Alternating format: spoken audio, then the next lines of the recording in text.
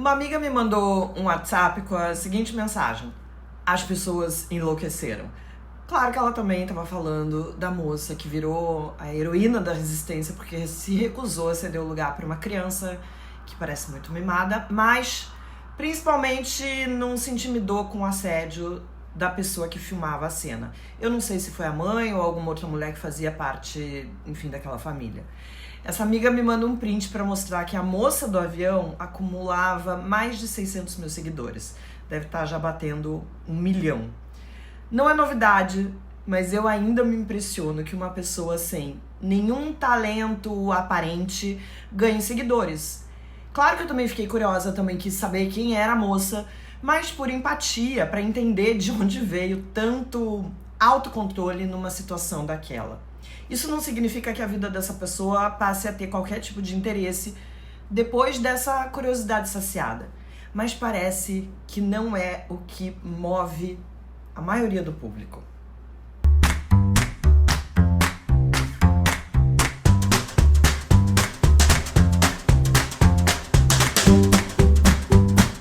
Gente, a transformação de pessoas anônimas e sem relevância em celebridades é um fenômeno impulsionado pelas redes sociais que amplificam esses episódios cotidianos e transformam em eventos virais. A dinâmica das plataformas digitais valoriza esse engajamento, a controvérsia e promove figuras que intencionalmente não se tornam o centro das atenções. O problema é que casos como o da moça que se recusou a trocar de lugar no avião para acomodar uma criança ganham proporções desmedidas, alimentadas por essa polarização nas redes. As pessoas se posicionam contra a favor, geram debates acalorados que aumentam a visibilidade do indivíduo envolvido. Essa ascensão repentina é facilitada, claro, pelo algoritmo que prioriza esses conteúdos com grande potencial de compartilhamento. Muitas vezes o público transforma essas figuras em celebridades instantâneas, que é o caso dessa moça, seja para celebrá-las ou para ridicularizá-las, e marcas e influenciadores acabam se aproveitando desse fenômeno para atrair mais atenção. Assim, a fama dessas pessoas reflete muito mais a lógica do entretenimento digital do que qualquer mérito real. Torna essas pessoas produtos de um sistema que prioriza o viral em detrimento do que é relevante. A gente não sabe quase nada sobre essa moça, a não ser que ela trabalha aparentemente num banco, mas só. Não sabemos os seus valores, o que ela pensa sobre questões importantes, sobre a crise da PM em São Paulo, a crise climática, a desigualdade social. Eu entendo que o episódio pode servir para debates importantes. A gente pode discutir sobre o tipo de criação que os pais têm dado para os filhos no século XXI, por exemplo. A minha percepção é que tem muito pai folgado criando crianças extremamente mimadas que serão adultos com enormes dificuldades de relacionamento e de encarar a vida adulta. A gente pode falar também sobre o direito à privacidade, que está inclusive previsto na Constituição. As pessoas perderam completamente a noção do que podem ou não fazer com o celular.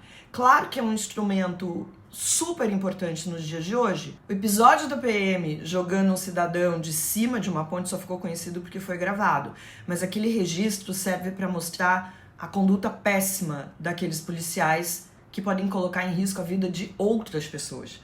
Não é o caso da moça sentada na sua cadeira no avião, que não representava risco a ninguém, mas agora virou uma celebridade por essa histeria coletiva da sociedade que depois reclama, gente, da fama muito fácil de influenciadores que vivem aí mostrando as suas vidas nas redes sociais, mesmo que sejam pessoas absolutamente irrelevantes.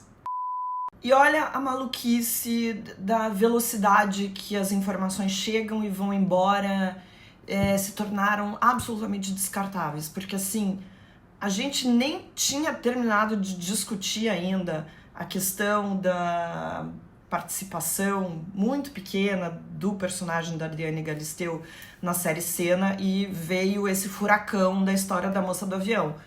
Mas eu quero falar rapidamente sobre esse assunto também, porque é um assunto importante. Essa informação de que a família Cena ia ter controle total sobre a produção, sobre os roteiros e aprovar os roteiros, ela não é exatamente nova. Isso foi falado desde que Netflix anunciou que ia fazer uma série de ficção, mas baseada em fatos reais sobre o piloto que foi, enfim, tricampeão mundial e é um ídolo para uma grande parte do país. Mas agora, quando, de novo, a gente falou de que essa informação de que a família ia ter esse controle todo sobre a série que acabou de estrear, só reforça a impressão de que a memória do Ayrton Senna não foi respeitada. E, de novo, porque tudo que tem a ver com Senna, todos os produtos que têm a ver com a vida do Ayrton Senna, passam pelo crivo da família Senna, que, em geral,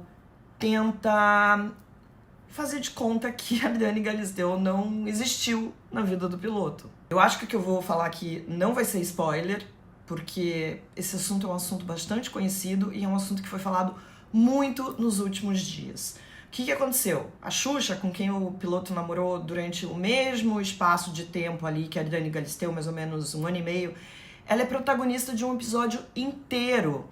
Ela aparece ali desde quando eles começam a namorar, quando esse namoro se torna público, havia uma torcida no país, porque eram duas figuras, dois símbolos nacionais muito queridos e muito famosos, dois jovens, né, muito apaixonados. Então, assim, havia uma cobertura em cima desse assunto. E a Xuxa ganhou um episódio inteiro, inclusive o nome do episódio é A Paixão. A Ariane Galisteu, gente, foi tratada como a outra, como um detalhe. Ela tem 2 aparições meio desimportantes que estão ali meio que só para constar e que revelam muita desonestidade na construção do roteiro. Eu vi a entrevista de uma das filhas da irmã do piloto que diz que o roteiro era muito em cima do que tinha acontecido na vida esportiva do Ayrton Senna. Mentira. Tanto que tem esse episódio aí inteiro, né, que é recortado, claro, com as questões das corridas, as viagens, mas tem toda a participação e a importância da Xuxa nessa fase da vida dele. Então, essa desculpa que tem sido usada, eu já ouvi inclusive de algumas pessoas que participaram da produção e agora vem, né, essa sobrinha do Senna para falar isso, desculpa, mas não cola. Eu trabalho com documentário, eu sei que roteiro é uma questão de escolha. A gente muitas vezes tem que tomar decisões que nem sempre vão agradar todo mundo. Mas essa era uma questão muito difícil de deixar fora. E ainda que se trate de uma série de ficção, é baseada em acontecimentos reais com personagens que continuam aí despertando muito interesse. E a Ariane Galisteu não é um detalhe que poderia ser simplesmente apagado, mas ela foi mostrada como uma figurante. E claro, o público ficou muito puto, ficou chiando, porque faltou fidelidade, uma fidelidade básica sobre a vida do Ayrton Senna. Ah, mas por que eu tô falando isso? Porque tem interesse jornalístico, sim. E também porque tem uma questão muito de apagamento de uma figura feminina. Então, essa chadeira do público, ela tem a sua razão. Porque, olha só, os aspectos pessoais da vida do Senna deveriam ser tratados com o mesmo rigor do que as corridas de Fórmula 1, os bastidores com os conflitos, brigas, estratégias, vitórias, derrotas. E eu vou dizer para vocês que eu senti falta de muitas questões ali. Por exemplo, a rivalidade do Senna com o Piquet, que foi uma coisa muito grande.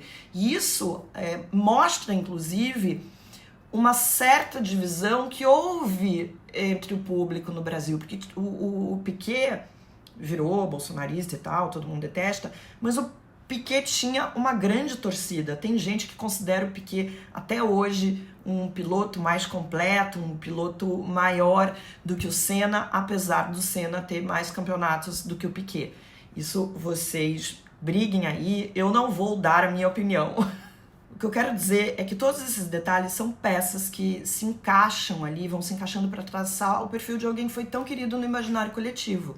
Mas vamos lá, para além do desdém da família Senna para com a Ariane Galisteu, abreviar uma parte da vida de um cara que foi considerado herói é deslegitimar suas escolhas, tratar suas decisões como se elas fossem equivocadas, como se elas estivessem sujeitas à interdição da família, como se a família tivesse de novo dizendo que não aceita as escolhas que ele fez para ele mesmo. Por isso eu acho que é desrespeitar a memória do Senna. É desrespeitar o último 1 ano e meio da vida dele, é desrespeitar 1 ano e meio da vida pessoal dele, fazendo com que a Adriane simplesmente não tenha importância nesse registro, nessa narrativa que aparece na série documental. E olha, gente, tem muita especulação sobre os motivos da aversão da família Senna pela Galisteu, e ainda que haja algum fundamento, não se pode reinterpretar a realidade. Durante anos, a imprensa abraçou essa versão sustentada pela família do piloto de que o relacionamento do Senna com a Galisteu era menos legítimo do que ela reivindicava. E olha, eu já era adulta na época que ele morreu, e eu via textos, reportagens que alimentavam essa disputa fantasiosa pelo papel de viúva, quando todo mundo sabia, era registrado, fotografado, que no momento da morte de Ayrton Senna, sua namorada se chamava Adriane Galisteu. Bom, Adriane Galisteu virou apresentadora, 3 décadas de carreira. Agora, durante esse tempo todo, ela foi ignorada por grande parte da classe artística, foi esnobada pelo maior canal de TV brasileiro, e todos fizeram parte de uma grande engrenagem que colaborou para que a história fosse ora apagada, ora negada. Foi isso que a gente viu em muitas situações. Exatamente o que faz agora a Netflix com a Ayrton Senna, que se ajoelhou às pré-condições estabelecidas aí pela família e aceitou ignorar uma boa parte da vida dele, uma parte significativa da vida dele, inclusive uma parte da vida dele que está muito viva, muito clara no imaginário dos seus fãs, no imaginário dessa grande torcida que era a torcida brasileira, que vibrava com ele, não só nas pistas, mas vibrava com ele também fora das pistas, enfim, na sua vida social e tal. O Ayrton Senna não tá mais aqui, a gente não pode nem saber o que teria acontecido nessa história, mas seria mais honesto retratar a vida como ela é. Vocês não acham? Quer utilizar IA em posts e peças de marketing que fujam do convencional? Precisa fazer uma apresentação empolgante e é para ontem?